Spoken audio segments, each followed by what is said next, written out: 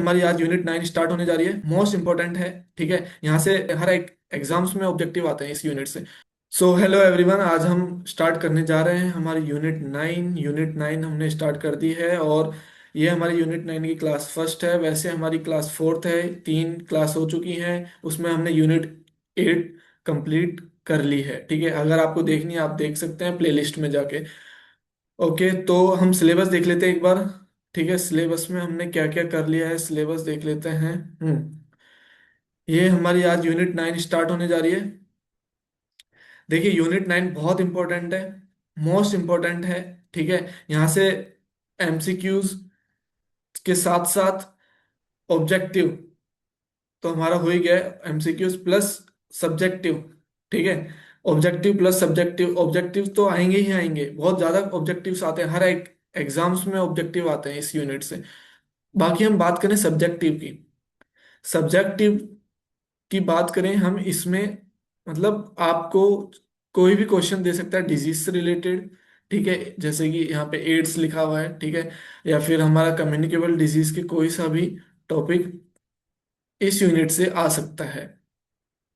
ठीक है, तो ये यूनिट इसलिए इंपॉर्टेंट हो जाती है क्योंकि बहुत जैसे छोटा सा ये लिख के रखा है इन्होंने, पर बहुत वास्ट कंटेंट ये कैरी करके रखता है। क्योंकि आपको भी पता है कम्युनिकेबल डिजीज कितनी सारी हैं, हमें कितनी सारी डिजीज पढ़नी पड़ती है। जैसे इसमें एड्स लिख रखा है, hepatitis B and hepatitis C, but इसके अलावा भी ये क्वेश्चंस बाहर से पूछ लेता है। तो हमें सारे डिजीज लगभग पढ़नी होंगी, लगभग 8 से 12 डिजीज तो हमें कवर करनी ही होंगी। ठीक है, तो चलिए शुरू करते हैं। हमारे आज यूनिट 9 की क्लास फर्स्ट रहने वाली है। क्लास फर्स्ट में हम बेसिक डिटेल्स देखेंगे। ठीक है, बेसिक डिटेल्स देखेंगे इसमें हम किसकी, डिजीज की। ठीक है, डिजीज के बारे में, और हम देखेंगे कम्युनिकेबल डिजीज के बारे में। ठीक है, कम्युनिकेबल डिजीजेस के बारे में। तो चलिए शुरू करते हैं। सबसे पहले थोड़ा सा इंट्रोडक्शन। देखो, आंसर्स कैसे लिखने हैं वो मैं बता देता हूँ। कोई भी क्वेश्चन आएगा डिजीज तो आपको एक्सप्लेन करना ही पड़ेगा। ठीक है, डिजीज के साथ साथ देन आपको फिर वो कम्युनिकेबल डिजीज से क्वेश्चन आएगा तो आपको एक लाइन लिखनी पड़ेगी डिजीज क्या होता है, देन आपको बताना पड़ेगा कम्युनिकेबल डिजीज। जो भी डिजीज आपसे पूछी है उसके बारे में आपको बताना होगा। ठीक है, चलिए शुरू करते हैं डिजीज के बारे में। ठीक है, डिजीज क्या होती है, यहाँ पे अपन एक बार डिफरेंशिएशन देख लेते हैं डिजीज और इलनेस और सिकनेस के बारे में। देखो, डिजीज, इलनेस और सिकनेस, इन तीनों का एक बार अपन डिफरेंशिएशन देख लेते हैं। ठीक है, क्या अलग अलग है इन तीनों में वो हम देख लेते हैं। देखो, डिजीज क्या होती है, डिजीज एक डिसफंक्शन है। क्या है, डिसफंक्शन है। किस चीज का, आपके फिजियोलॉजिकल एंड साइकोलॉजिकल कंपोनेंट्स का, किस किस का, फिजियोलॉजिकल एंड साइकोलॉजिकल कंपोनेंट्स का। ठीक है, डिसफंक्शन फिजियोलॉजिकल में अपना क्या क्या आ जाएगा। ठीक है, ऑर्गन्स का सही से काम ना करना।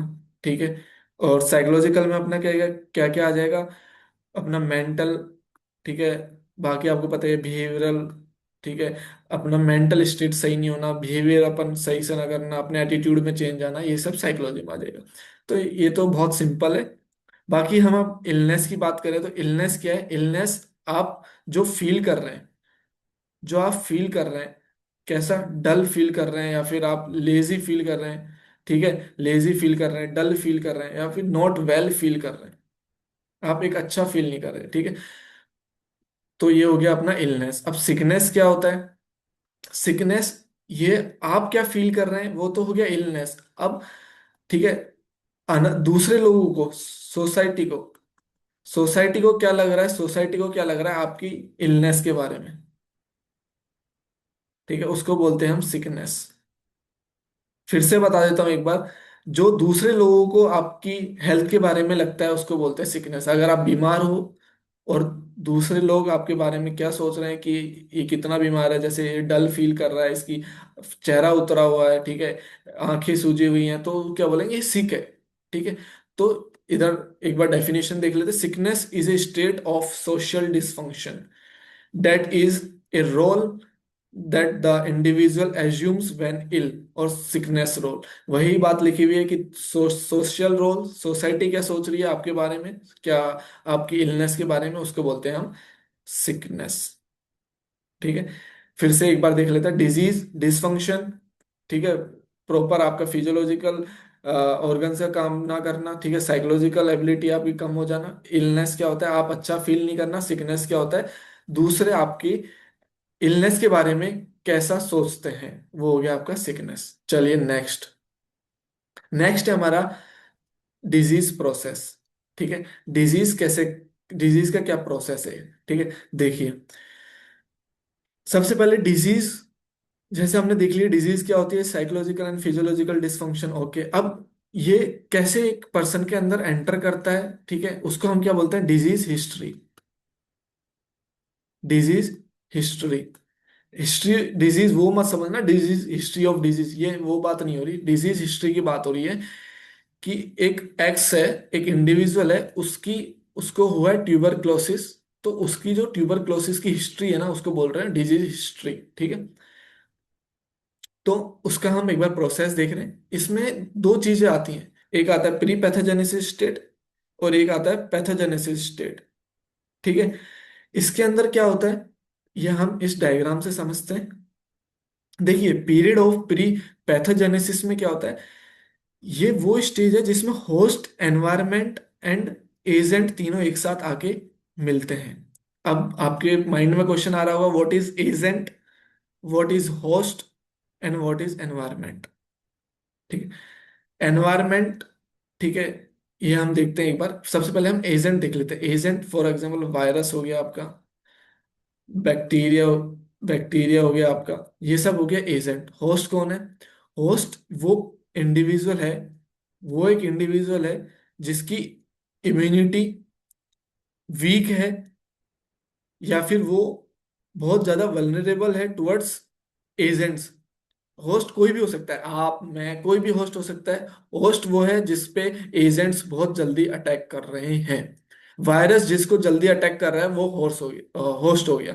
ठीक है, जैसे कि आप, या फिर मैं, या फिर कोई और जो जिसकी इम्यूनिटी बहुत वीक है, और उसको वायरस या फिर बैक्टीरिया या फिर कोई अदर एजेंट बहुत जल्दी अपने कांटेक्ट में ले सकता है, उसको होस्ट बोलते हैं। यहाँ तक तो कोई डाउट होगा नहीं। नेक्स्ट है अपना एनवायरनमेंट। एनवायरनमेंट में ये दोनों चीजें आ जाती हैं, होस्ट एंड एजेंट। जो इन दोनों चीजों से मिलके बनता है वो होता है एनवायरनमेंट। एक कैसा एनवायरनमेंट बन रहा है, एक डिजीज का एनवायरनमेंट बन रहा है। ठीक है, चलिए, तो हम प्री पैथोजेनेसिस की बात कर रहे हैं। प्री पैथोजेनेसिस में ये तीनों एजेंट, होस्ट और एनवायरनमेंट एक जगह पे होते हैं। मतलब फॉर एग्जांपल, हाँ, ह्यूमन है, ह्यूमन है, कोविड है, कोविड हो गया हमारा एजेंट, ह्यूमन हो गया हमारा होस्ट, एंड एनवायरनमेंट उस चीज को सपोर्ट कर रहा है। ठीक है, तो ये हो गया हमारा प्री पैथोजेनेसिस स्टेज। हम कोविड की रेस्पेक्ट में एक एग्जांपल देख रहे हैं। कोविड हो गया हमारा एजेंट, होस्ट हो गया हमारा ह्यूमन, और एनवायरनमेंट इस इन दोनों चीजों को एक्सटेंड कर रहा है। ठीक है, ऐसा बोल सकते हैं। नेक्स्ट है हमारा पीरियड ऑफ पैथोजेनेसिस। अब पैथोजेनेसिस और प्री पैथोजेनेसिस में तीनों चीजें बस अवेलेबल हैं, ठीक है, प्रेजेंट है। और पैथोजेनेसिस में क्या होगी, ये तीनों अब एक्सपेंड होंगी, एक्सपेंड होंगी टुवर्ड्स डिजीज, और ये क्या क्रिएट करेंगे, डिजीज, डिजीज क्रिएट करेंगे। ठीक है, तो अब हम यहाँ देख सकते हैं, ये देखिए डायग्राम में, ये मैं जूम कर रहा हूँ, ये क्या लिखा हुआ है, ये जो लाइन है ना, जो डिवाइड करती है प्री पैथोजेनेसिस को और पैथोजेनेसिस को अलग अलग, वो क्या है, ह्यूमन।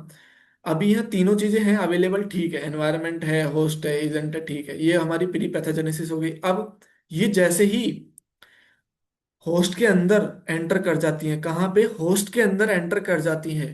कौन, एजेंट होस्ट के, एजेंट होस्ट के अंदर जैसे ही एंटर कर जाता है, उसको बोलते हैं हम pathogenesis state.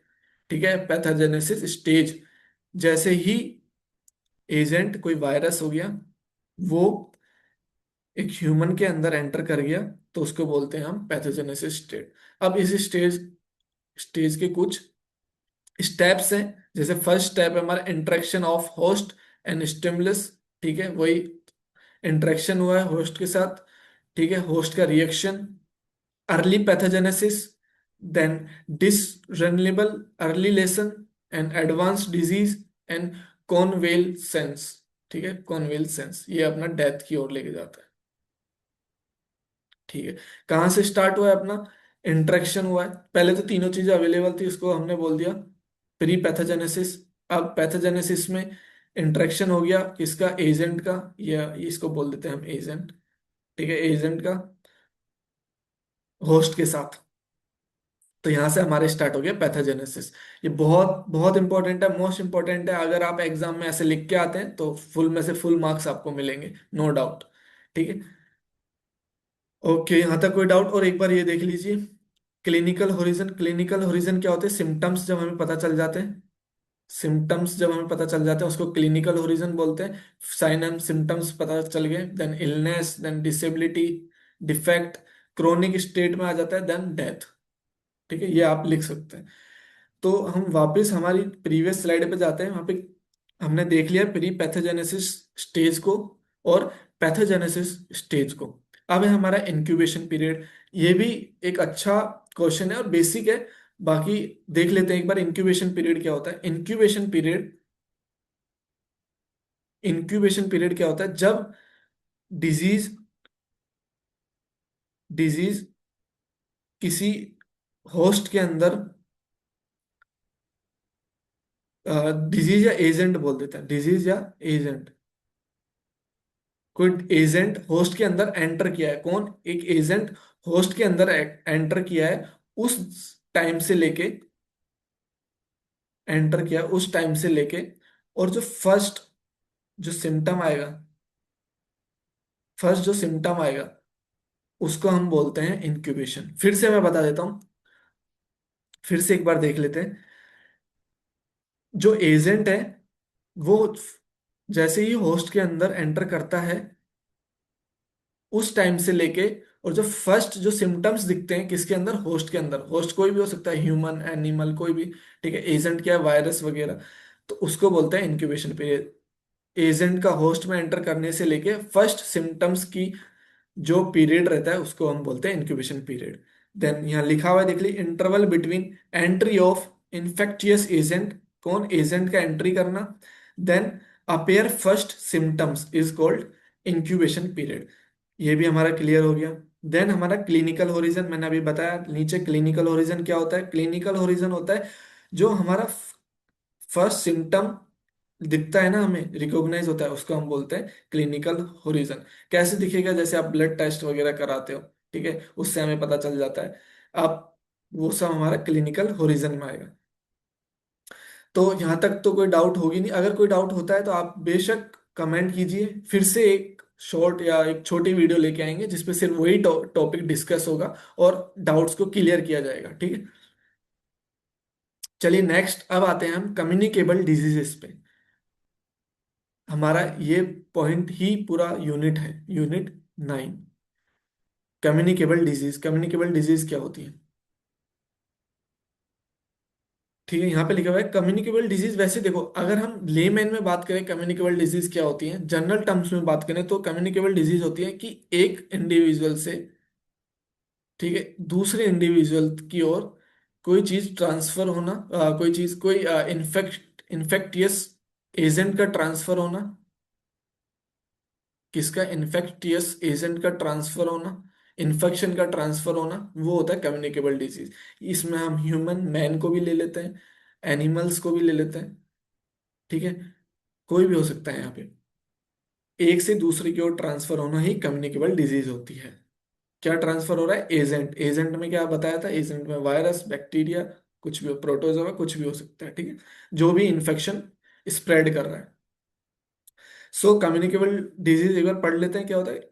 N illness cause by specific infectious agent such as bacteria, virus, parasites, fungi, etcetera. ठीक है, तो वही लिखा हुआ है, कोई ज्यादा हार्ड एंड फास्ट नहीं है। नेक्स्ट हम चलते हैं ट्रांसमिशन डायनेमिक्स में। अब कम्युनिकेबल डिजीज ट्रांसमिट कैसे होते हैं? देखो, ये यहाँ पे लिखा हुआ है infectious person, person to person हो सकता है, कोई इन्फेक्टेड पर्सन है, कोई इन्फेक्टेड पर्सन है, उस पर्सन से दूसरे पर्सन में जो नॉन इन्फेक्टेड है उसमें जा सकता है, ठीक है। इन्फेक्टेड एनिमल से, ठीक है, या फिर कंटेमिनेटेड वाटर से। अब कंटेमिनेटेड वाटर या फिर कंटेमिनेशन क्या होता है ये भी हम पढ़ेंगे। कंटेमिनेशन वाटर या फिर कोई भी चीज हो सकती है उससे, ठीक है। तो ये सब हमारे एक मेथड्स हैं जिससे ट्रांसमिशन होता है। और इसमें कुछ चीजें हैं जो एयरबॉर्न, वाटरबॉर्न, ये देखो ये लिखा हुआ है कैसे डायरेक्ट कांटेक्ट, ये भी हम देखेंगे अभी नेक्स्ट स्लाइड में। ड्रॉपलेट्स, एयरबॉर्न, वेक्टर, ठीक है। वेक्टर क्या होता है यहीं पे हम डिस्कस कर लेते हैं। वेक्टर क्या होता है, इंपॉर्टेंट है, मोस्ट इंपॉर्टेंट है वेक्टर, ठीक है। वेक्टर एक वो चीज है जो एजेंट्स को कैरी करता है। किसको, एजेंट्स को कैरी करता है, उसको क्या बोलते हैं, vector. For example, for example हमारा मॉस्किटोस, ठीक है। मॉस्किटोस हो गया यार, ठीक है। फॉर एग्जाम्पल हमारा मॉस्किटो हो गया। अब देखो मॉस्किटोस क्या कैरी करता है, जैसे मलेरिया का मॉस्किटो है वो क्या कैरी करता है, पैरासाइट्स, पैरासाइट्स। तो ये क्या हो गया, वेक्टर। जो मलेरिया का मॉस्किटो है वो क्या हो गया, वेक्टर। और वेक्टर क्या कैरी करता है, एजेंट्स। एजेंट्स क्या है, पैरासाइट। तो वेक्टर्स वो होते हैं जो एजेंट्स को कैरी करके रखते हैं, ठीक है। एजेंट्स को कैरी करके रखते हैं उनको क्या बोलते हैं, वेक्टर्स, ठीक है। नेक्स्ट है हमारा कंटेमिनेटेड ऑब्जेक्ट्स, ये हम इसमें देख लेंगे अभी। कंटेमिनेशन क्या होता है, कंटेमिनेशन क्या होता है, जो किसी एक ऑब्जेक्ट की सरफेस पे, किसी एक ऑब्जेक्ट की सरफेस पे, देखो किसी एक ऑब्जेक्ट की सरफेस पे क्लोथ्स, जैसे ऑब्जेक्ट में क्या क्या आ सकता है हमारा, क्लोथ्स आ गए, टॉयज आ गए, फूड आ गया, वाटर आ गया, एक्सेट्रा। बहुत सारी चीजें आ सकती हैं जिसके ऊपर कोई इन्फेक्टियस एजेंट अवेलेबल है। सरफेस पे क्या अवेलेबल है, इन्फेक्टियस एजेंट। सरफेस कुछ भी हो सकती है, जैसे हमने फूड, वाटर, टॉयज, क्लॉथ्स, या कोई इक्विपमेंट, एनीथिंग, ठीक है। उस पर क्या अवेलेबल है, इन्फेक्टियस एजेंट, तो उसको क्या बोलेंगे हम, कंटेमिनेशन। किसी भी सरफेस पे, फिर से बता रहा हूं, किसी भी सरफेस पे इन्फेक्टियस एजेंट अवेलेबल है उसको क्या बोलेंगे हम, कंटेमिनेशन। नेक्स्ट है हमारा, तीन हो गया, ठीक है। नेक्स्ट है हमारा इन्फेस्टेशन। अब इन्फेस्टेशन क्या है, ये सर बहुत नया वर्ड लग रहा है, इन्फेस्टेशन क्या होता है। देखो इन्फेस्टेशन बेसिकली, जैसे इन्फेक्शन होता है ना हमारा, यहीं पे हम डिफरेंशिएशन से देख लेते हैं। इन्फेक्शन होता है ना, इन्फेक्शन कौन करता है, जैसे वायरस कर सकता है या बैक्टीरिया कर सकता है, ठीक है। ये सब इन्फेक्शन कर रहे हैं। तो इन्फेस्टिनेशन, इन्फेस्टेशन क्या होगा, इन्फेस्टेशन हमारा होगा वो चीजें जो, जैसे वायरस और बैक्टीरिया क्या होता है, बहुत ज्यादा रेप्लिकेट होता है, मल्टीपल होते हैं, मल्टीप्लाई होते हैं, ठीक है। बहुत जल्दी जल्दी मल्टीप्लाई होते हैं, रेप्लिकेट होते हैं, बहुत फास्ट, बहुत ज्यादा फास्ट, ठीक है।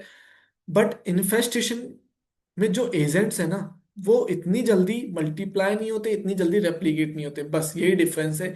इन्फेक्शन, इन जो इन्फेक्शन फैलाते हैं उन एजेंट्स में, और जो इन्फेस्टेशन स्प्रेड करते हैं उन एजेंट्स में।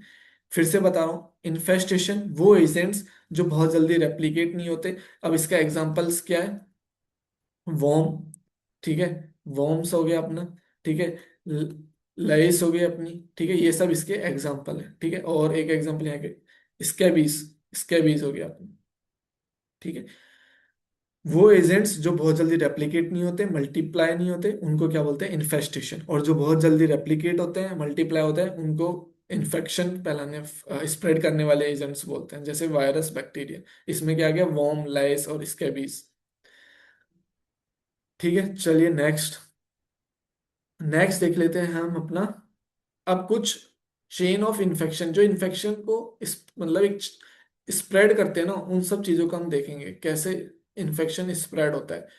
क्या क्या चीजें जो चेन का काम करती है, ठीक है, चेन का ये बनाने का काम करती है, ठीक है। चेन ऑफ इन्फेक्शन के बारे में पढ़ लेते हैं। जो स्प्रेड करता है, ठीक है, सीक्वेंस में जाता है, मतलब एक से दूसरे, दूसरे से तीसरे, तीसरे से चौथे, ऐसे जाता है, उसको हम चेन ऑफ इन्फेक्शन बोलते हैं। अब हमारा एक और टर्मिनोलॉजी आई है जिसको हम बोलते हैं reservoir. The term is reservoir. Reservoir क्या है, रिजर्वोयर वो है जहां पे कौन, एजेंट्स रहते हैं, जो उनका घर होता है, ठीक है, यहाँ पे वो रहते हैं, यहाँ पे वो ग्रो होते हैं, ठीक है, यहाँ पे वो मल्टीप्लाई होते हैं, ठीक है, समझे?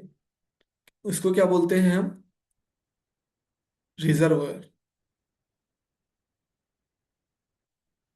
रिजर्वोयर क्या होता है? जहाँ पे एजेंट्स रहते हैं, जो उनका घर होता है, जहाँ पे वो ग्रो करते हैं, मल्टीप्लाई होते हैं, उसको बोलते हैं रिजर्वोयर। अब ये क्या क्या हो सकता है? जैसे कि हमारा गंदा पानी, कंटेमिनेटेड वाटर होता है, ठीक है, वहाँ पे हम कंटेमिनेटेड वाटर होता है, ठीक है, और भी बहुत सारी चीजें जैसे बेकार फूड, ठीक है, यहाँ पे ये सब क्या है? रिजर्वोयर है एक एजेंट के लिए, ठीक है। जैसे कि कोविड का एग्जांपल ले लेते हैं। कोविड में क्या बोलते हैं कि अगर टेम्परेचर ज्यादा होगा तो ये कोविड का जो वायरस है, कोविड का जो वायरस है ये अपने आप मर जाता है, ठीक है। बट ठंडे में, कोल्ड टेम्परेचर में ये अपने आप को जिंदा रखता है और रेप्लिकेट होता है, ठीक है, और ग्रो होता है। तो इसके लिए क्या हो गया? रिजर्वोयर। और रिजर्वोयर के कुछ और एग्जांपल्स भी हम देख लेते हैं। ये एक ह्यूमन भी रिजर्वोयर हो सकता है।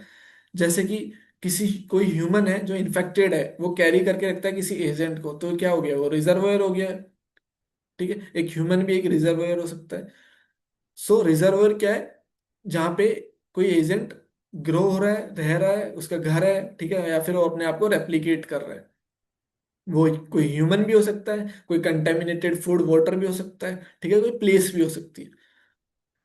अब टाइप्स ऑफ रिजर्वोयर, अच्छा यहाँ पे हम देख लेते हैं टाइप्स ऑफ रिजर्वोयर। अब देखो, ह्यूमन रिजर्वोयर्स, किसकी बात कर रहे हैं? ह्यूमन रिजर्वोयर्स की। यहाँ पे मैं लिख देता हूँ, ह्यूमन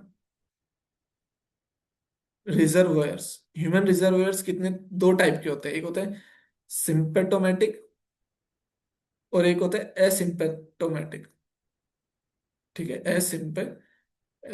एसिम्पेटोमेटिक। अब इनमें क्या होता है? रिजर्वोयर है, दो तरह के होते हैं, सिंपेटोमेटिक और एसिम्पेटोमेटिक। सिंपेटोमेटिक में जो हमारे सिम्टम्स हैं, सिम्टम्स हैं वो क्या है? विजिबल है। मैं पेन चेंज कर लेता हूँ यहाँ पे,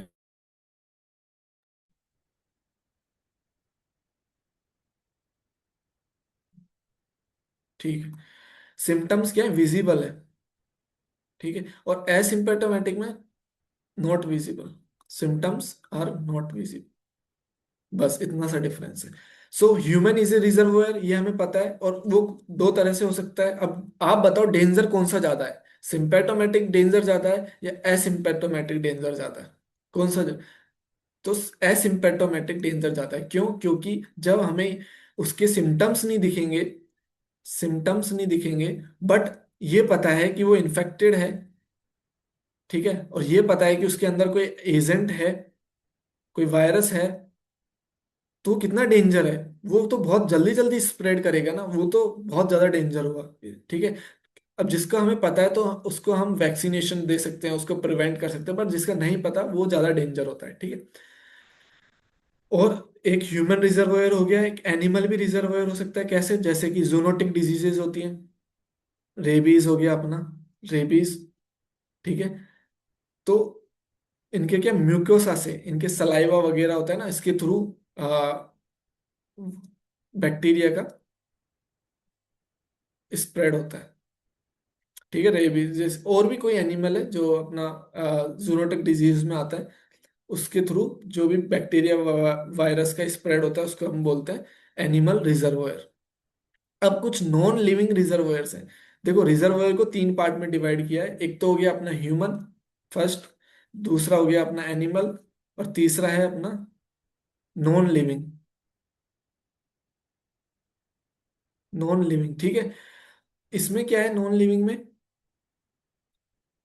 जैसे कि सॉइल या वाटर्स, इसमें जैसे कि अपना टिटनेस का इसमें बहुत अच्छा एग्जांपल लिख के रखा हुआ है। टिटनेस से क्या होता है?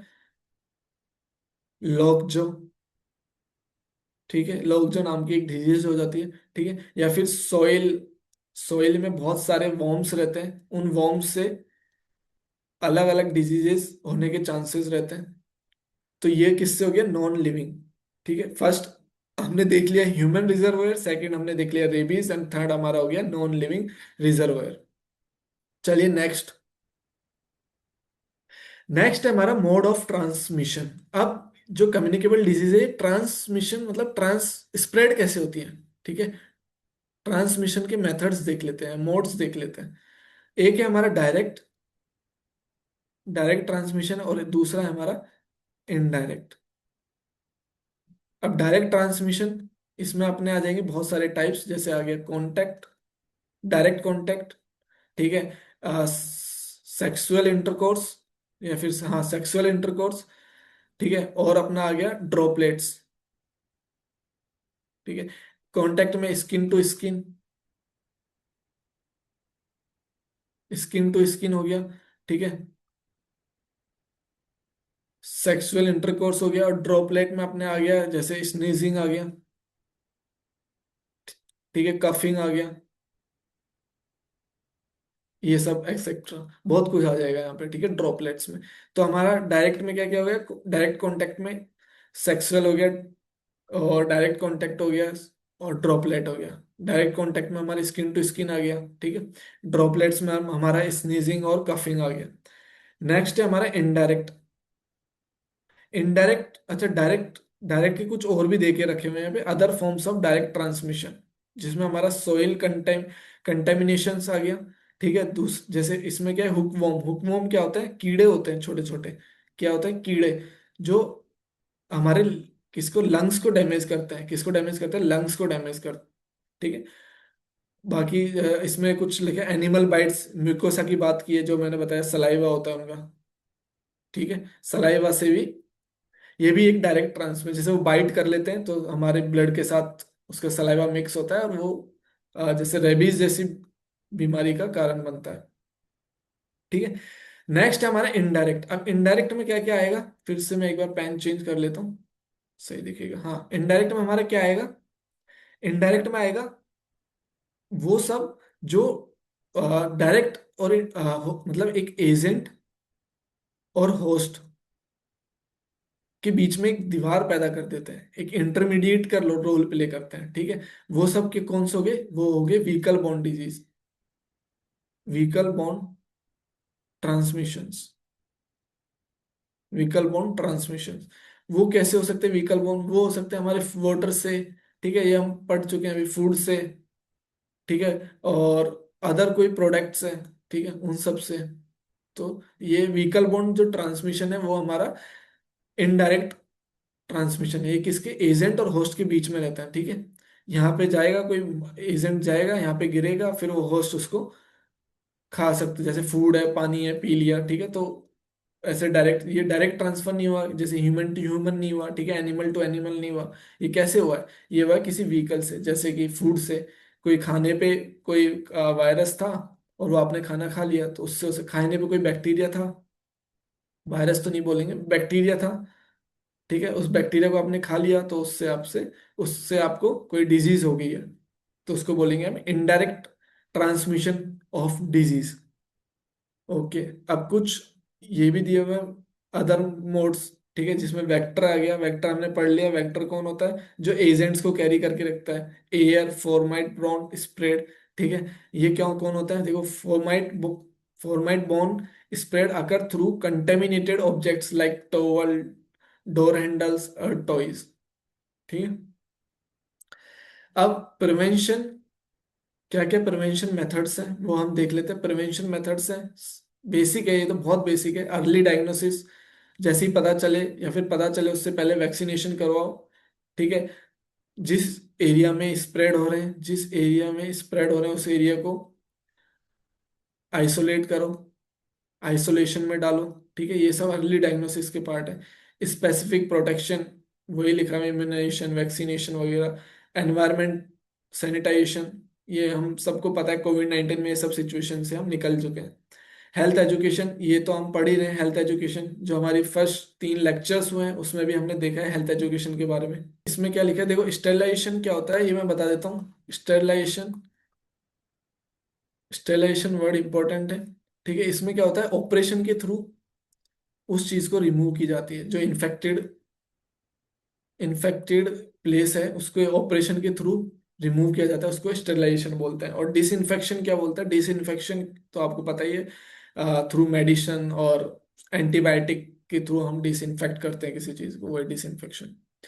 हाँ, ये मैंने अलग से इंक्लूड किया, ये मेरे को मिल गया था, वो इस पीपीटी में इंक्लूड नहीं था। ये अभी नेट में भी क्वेश्चन आया हुआ है इसका।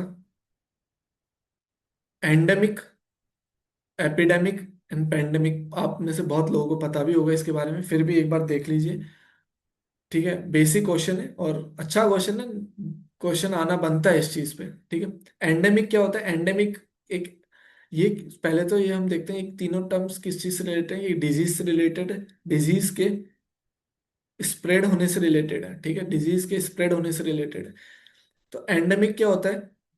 एक लोकल एरिया में, एक लोकल एरिया एरिया में, ठीक है, जैसे कि अपने दिल्ली में मान लो, दिल्ली में कोई एक पर्टिकुलर डिजीज है, वो एक सिंपल पेस के साथ, स्टडी पेस के साथ हमेशा रहती है। ठीक है, उसको क्या बोलते हैं हम?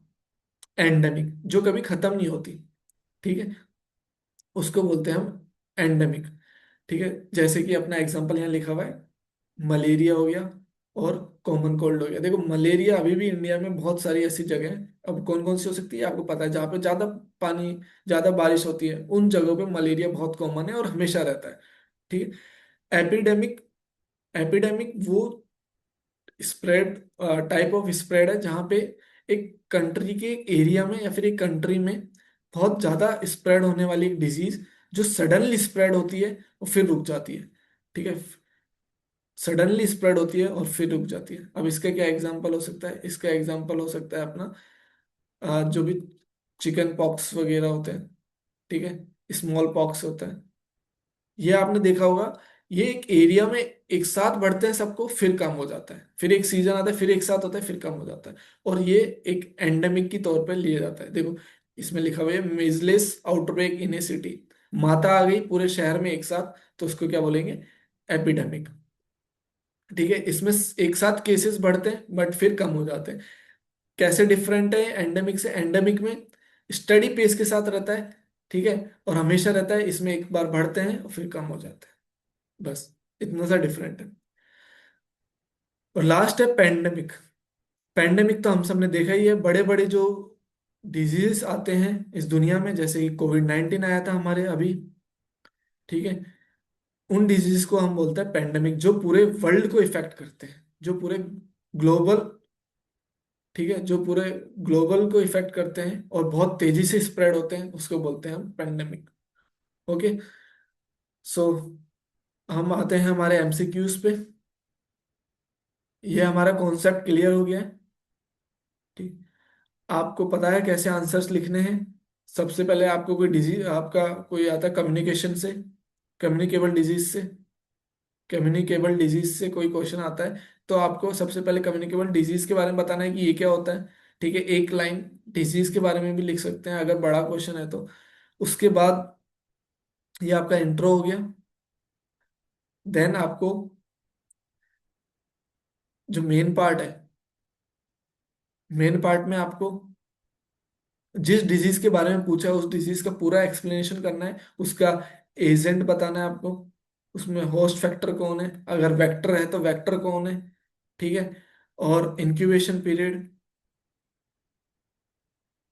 ठीक है, और अपना प्रिवेंशन मेथड्स, और अपना वैक्सीनेशन। और ये सब अभी हम एक एक डिजीज के पढ़ेंगे। ठीक है, एक एक वीडियो में मैं ट्राई करूंगा 2 से 3 डिजीज कवर करने की, या फिर उससे ज्यादा। ठीक है, क्योंकि बहुत लंबा लेक्चर हो जाएगा नहीं तो ऐसे। ठीक है, तो हम ये सब पढ़ेंगे। ठीक है, और ये हमारा मेन पार्ट हो गया। देन हमारा कॉन्क्लूजन, कॉन्क्लूजन में हमें जो भी हमें कम्युनिकेबल डिजीज की एक लाइन से लेके थोड़ा थोड़ा इन सब के बारे में बताना है। ठीक है, और लिखना कैसे? टू द पॉइंट, कुछ भी फालतू का कुछ नहीं होना चाहिए, सिर्फ टू द पॉइंट लिखो। चलिए हमारा फर्स्ट क्वेश्चन पे चलते हैं हम, हमारा एमसीक्यूज पे, जो ऑब्जेक्टिव का पार्ट है। सब्जेक्टिव हमने कर लिया, ऑब्जेक्टिव का पार्ट है। विच of the following best defines the incubation period? हमने पढ़ा इंक्यूबेशन पीरियड क्या होता है? एजेंट का होस्ट में एंटर करना, ठीक है, उस ड्यूरेशन से लेके जो फर्स्ट सिम्टम आता है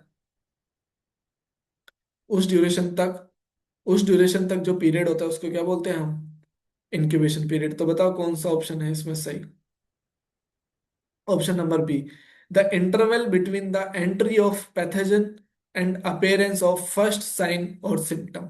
ठीक है, पैथोजन क्या है? कोई भी एजेंट, कोई एक एजेंट है। ठीक है, चलिए नेक्स्ट।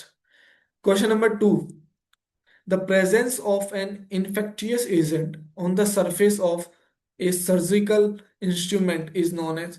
देखो ऑपरेशन जो होता है ना, सर्जरी जो होती है, उस इंस्ट्रूमेंट पे कोई एक इन्फेक्टियस एजेंट है, उसको क्या बोलेंगे हम? क्या बोलेंगे? इन्फेस्टिनेशन, इन्फेक्शन, कंटेमिनेशन और पोल्यूशन। सरफेस की बात हो रही है, फिर से देखो सरफेस की बात हो रही है। सरफेस हमने किस में पढ़ा था? कंटेमिनेशन में। ठीक है, इन्फेक्शन तो हमें पता ही, इन्फेक्शन क्या होता है? बहुत ज्यादा जल्दी जल्दी मल्टीप्लाई होते हैं, बहुत जल्दी जल्दी मल्टीप्लाई होते हैं, रेप्लिकेट होते हैं। ठीक है, इन्फेस्टेशन में इससे स्लो होता है। एग्जाम्पल क्या देखा था हमने? Worm, lices. ठीक है, पोल्यूशन तो हमें पता ही है, pollution. Question number three, in the chain of infection, chain of infection से क्वेश्चन आया, which of the following is considered as reservoir. बताओ reservoir. A mosquito carrying malaria, yes. Contaminated drinking water, yes. A person who is a carrier of the disease, yes. तो इसमें क्या होगा? All of the above, answer D.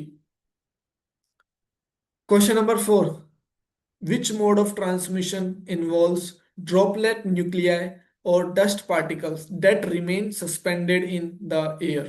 बताओ, droplet nuclei की बात करते हैं और डस्ट पार्टिकल्स की, जो एयर में घूमते रहते हैं हमेशा। डायरेक्ट कांटेक्ट से आते हैं, ह्यूमन में कैसे एंटर करेगा? डायरेक्ट कांटेक्ट से बिल्कुल नहीं।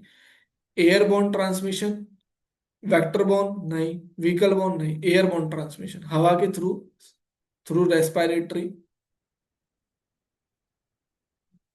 ऑर्गन्स, ठीक है, के थ्रू ही एक ह्यूमन में एंटर करता है। Next question, question number five, which of these is a characteristic alert signal of A communicable disease. Which of these is a characteristic alert signal of A communicable disease. कौन सी characteristic है communicable disease की alert signal के लिए? बताओ। Chronic weight loss, general Malus and fatigue, full recover of tissue function, permanent immunity. देखो, किसी को communicable disease हुई है तो अलर्ट सिग्नल कब मिलेगा? कब मिलेगा भाई बताओ। क्वेश्चन अगर आपने समझा है तो, अगर कोई इन्फेक्टेड हुआ है कम्युनिकेबल डिजीज से तो अलर्ट सिग्नल क्या रहेगा उसके लिए? बेसिक सी बात है, फटीग, मेलेसिस, मेलेसिस भी वही फटीग का सिनोनियम्स मान सकते हैं अपन इसमें भी, मतलब इलनेस, इलनेस आ जाती है। ठीक है, तो B is correct answer. Question number six, the transmission of disease from mother to her child during child birth is termed as. Mother से बच्चे में गया है, क्या बोलेंगे उसको? Horizontal transmission, vector transmission, vertical transmission या फॉर्माइट ट्रांसमिशन। देखो हॉरिजॉन्टल ट्रांसमिशन क्या होता है? Person to person. ठीक है, person to person. Vector transmission, कोई एक वेक्टर है वो लेके जाएगा, जैसे मलेरिया में मॉस्किटो लेके जाता है, मैं बता चुका हूँ। ठीक है, वर्टिकल ट्रांसमिशन, इसमें क्या होता है? ये मदर टू चाइल्ड आता है। ठीक है, वर्टिकल ऐसे आएगा, माँ से उसके बच्चे में आएगा। ठीक है, सन या डॉटर। ठीक है, वर्टिकल ट्रांसमिशन हमने देख लिया है। ठीक है, तो आज के लिए इतना ही। ठीक है, थैंक यू सो मच। अगर आपको वीडियो अच्छी लगी हो तो लाइक करिए, ठीक है, और चैनल को सब्सक्राइब कर लीजिए।